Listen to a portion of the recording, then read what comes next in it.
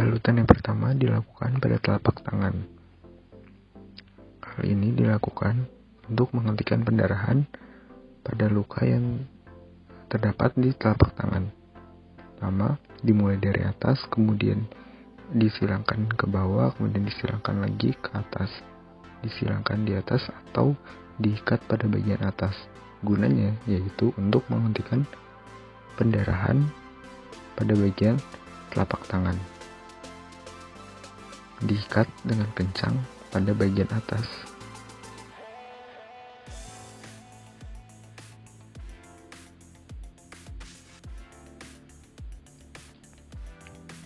Pastikan korban merasa nyaman dan tidak kesakitan pada saat diikat bagian telapak tangannya.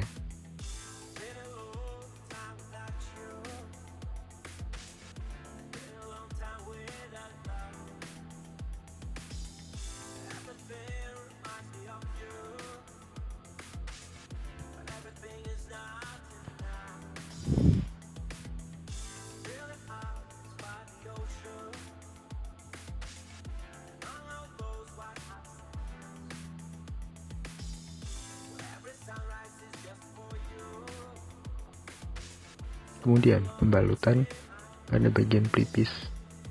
Gunanya sama untuk menghentikan pendarahan. Dimulai pada bagian pelipis yang terkena luka, kemudian disilangkan pada bagian yang berlawanannya.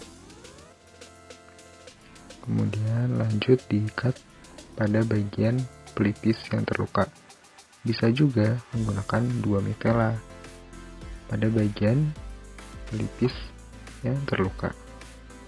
Gunanya sama untuk menghentikan pendarahan pada area pelipis yang terluka.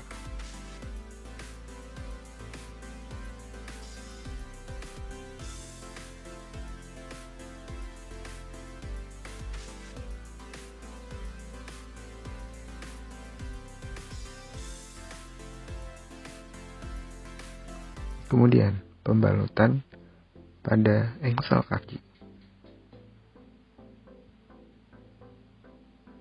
Hal ini dilakukan pada bagian engsel kaki jika kaki terkilir pada saat berolahraga atau melakukan aktivitas fisik.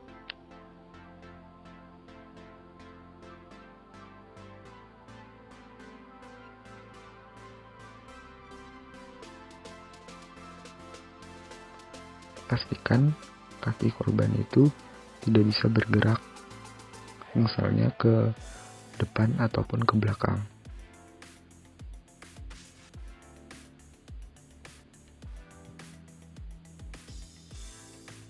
Kita tanyakan juga apakah terlalu kencang atau tidak.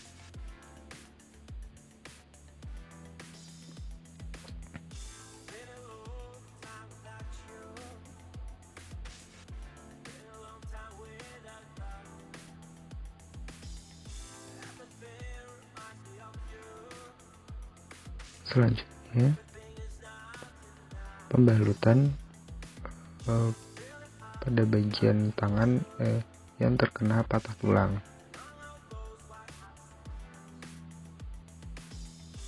Diikat dulu pada bagian ujung metela, ujung yang bagian segitiga. Kemudian dikaitkan pada bagian tangan yang patah pada tulang lengannya.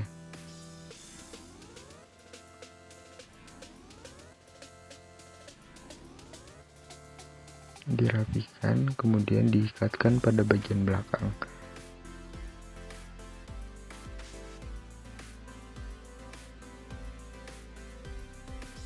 Pastikan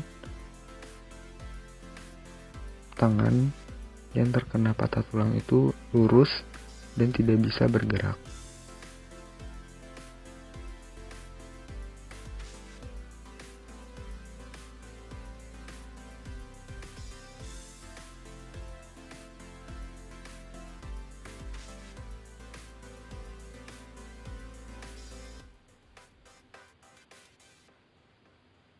Selanjutnya, prinsip evakuasi. Evakuasi yang pertama dilakukan oleh satu orang dan penolong, dan korbannya itu sadar.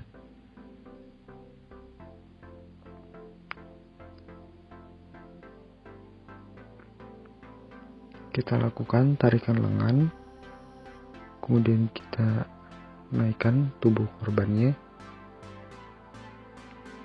Kita berusaha untuk membantu korban berjalan, karena korban masih sadar namun tidak kuat untuk berjalan.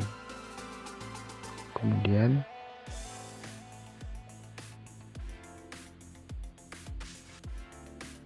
ini evakuasi 1.1. Kalau yang tadi evakuasi 1.0. Evakuasi 1.1 dilakukan oleh 2 orang. Yang memberikan komando itu pada bagian belakang,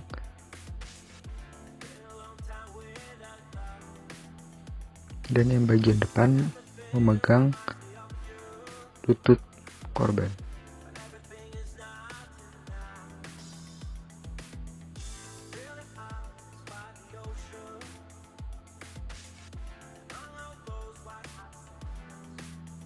Selanjutnya, evakuasi yang dilakukan oleh 3 orang, yaitu evakuasi 3.0. Evakuasi 3.0 dilakukan biasanya pada area yang sempit atau digunakan untuk memindahkan korban ke tanduk.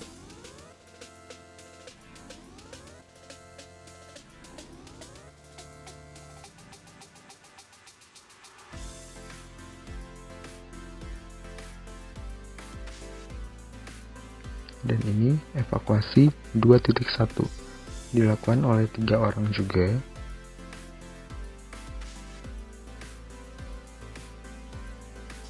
Evakuasi 2.1 bertujuan untuk membawa korban ke tempat yang lebih aman